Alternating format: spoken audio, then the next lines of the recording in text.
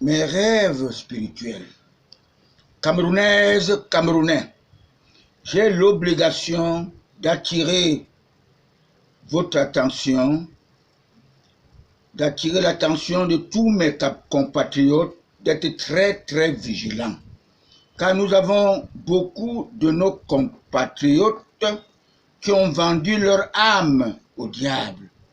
Plusieurs qui veulent à tout prix le départ de notre Abel d'Afrique.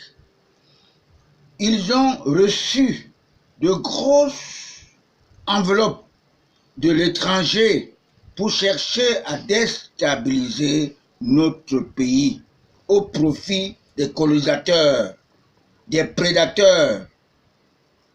Abel d'Afrique, Paul Biya, est un handicap pour ces Occidentaux prédateurs.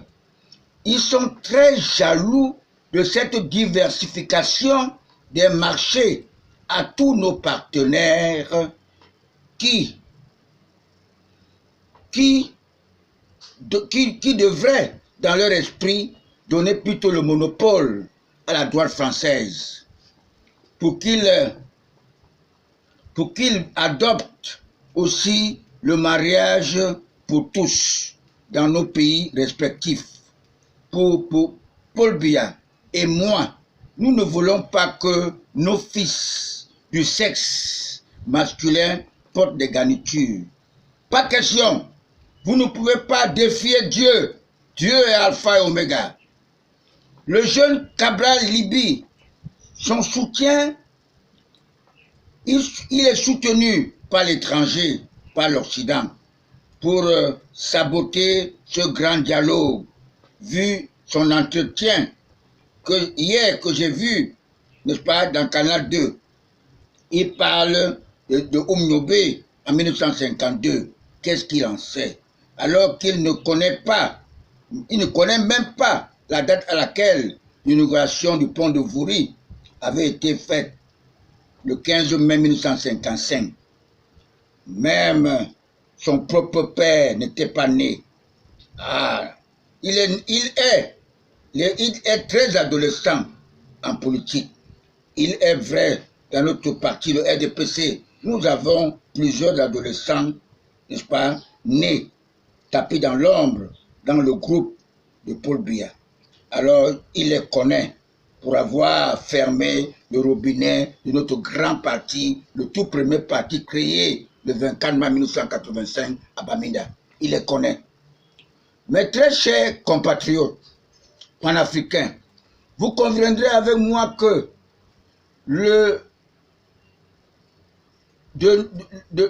convenez avec moi que mon candidat naturel n'a pas commencé, le monde n'a pas commencé avec Jésus-Christ, notre Sauveur.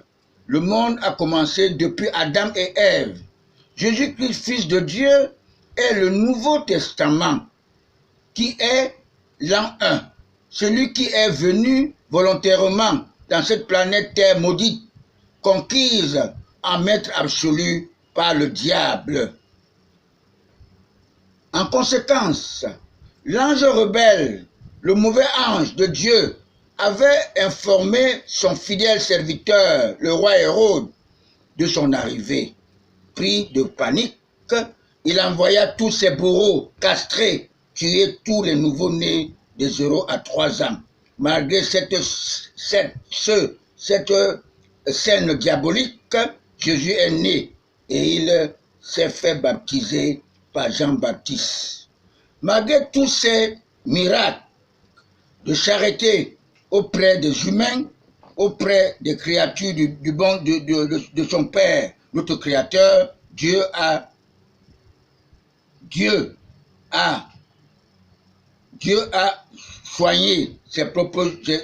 soigné n'est-ce pas, ses propres frères juifs. Un seul est venu lui dire merci, l'étranger. Et cet étranger, c'est Anatom Vena, un Camerounais juif d'Afrique.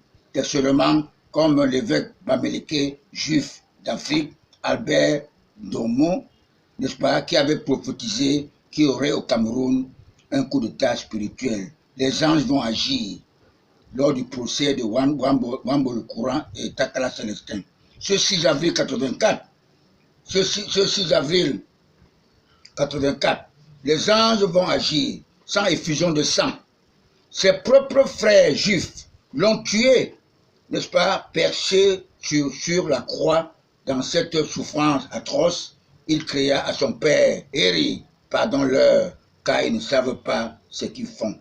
Alors cela veut dire que, n'est-ce pas, le président Paul Biya est seulement comme a été, n'est-ce pas, Jésus-Christ sur la croix. Et il porte nos péchés.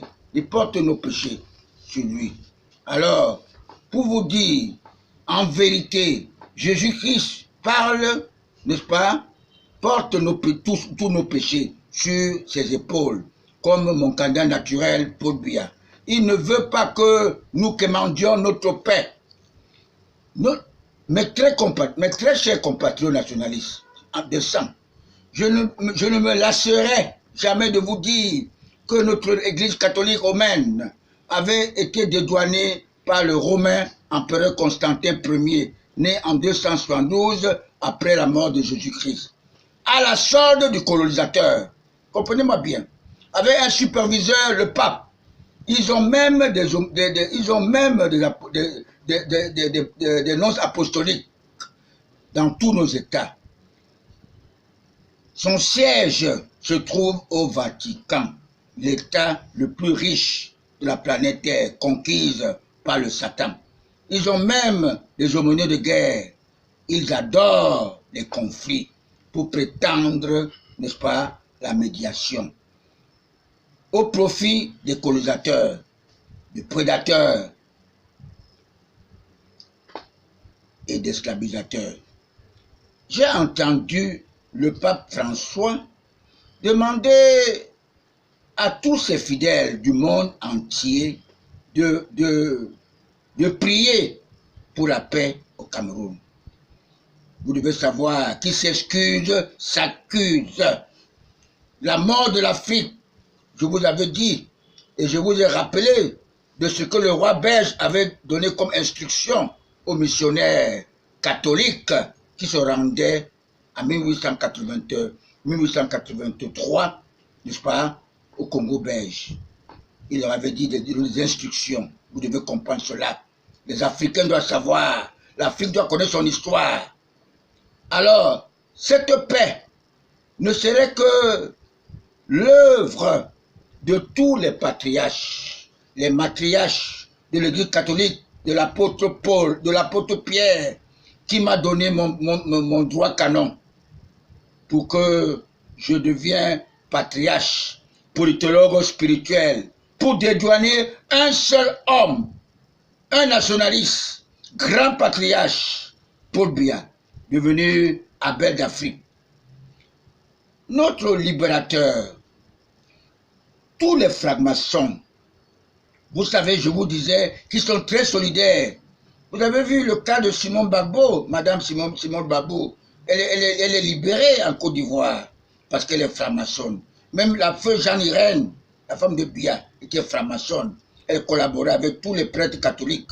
N'est-ce pas? Vous savez, Paul Biya, à travers Cayenne d'Afrique, Paul Biya a donné beaucoup de choses à la mission catholique.